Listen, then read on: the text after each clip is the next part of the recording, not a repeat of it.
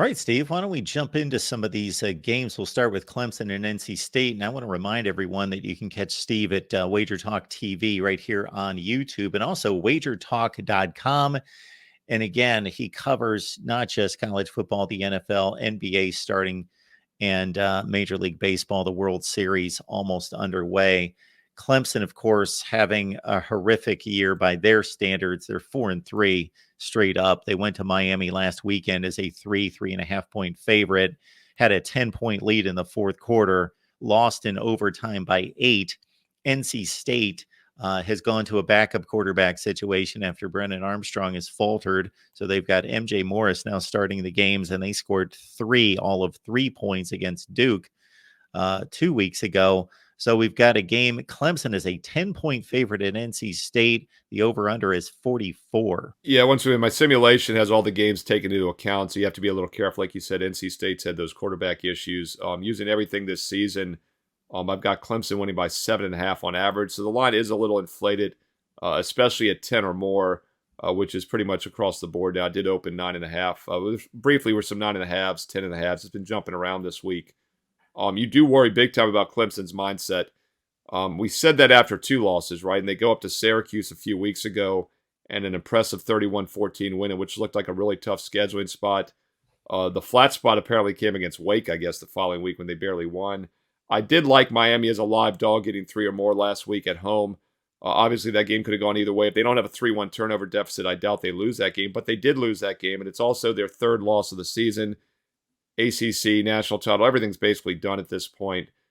These are the situations you worry about. Now, with that said, Clemson is a very good defensive team, but I always feel like letdowns happen more on the defensive side of the ball, and they're not a good offensive team.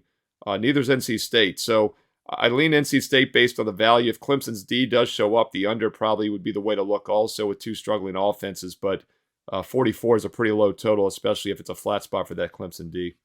Question for you, Steve, before we move on to the next game, which we'll look at Tennessee and Kentucky. There's the term trap game. There's the term letdown game. And I don't in any way disagree with anyone when they bring those terms up to say that those don't exist. I have just never seen a metric given to it, first of all, to define what a trap game is, because we can all spot them, but you have to give it some kind of parameter to say, Right. well, this is what we're going to keep track of. We're going to keep track of a ranked team that just played a ranked team, now playing an unranked team, or whatever the metric or the parameters you want to put on it. So it first has to be defined, because I think we can all spot them as football fans, but there still has to be a definition of it. And then secondly, has anyone gone through to track to whether the psychology or what we believe are trap games and letdown games actually come to fruition? Yeah, there's actually Ralph Michaels at wagertalk.com. We call him Stat Daddy, the human database, and chart master. He does a lot of database work and systems work, and he's actually quantified a couple of things you're talking about. First of all, back when I started in the 90s, there was an angle years ago. A team lost its first game after game 8 or later, was only about a 40% play against the spread. That was a letdown because it was called a bubble burst.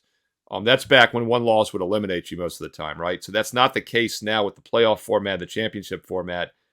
So Ralph's dug a little bit deeper, and the second loss now, game 7 or later, those teams are only about a 40% play ATS. So that's kind of quantified right there what we're talking about when your national title hopes are shot.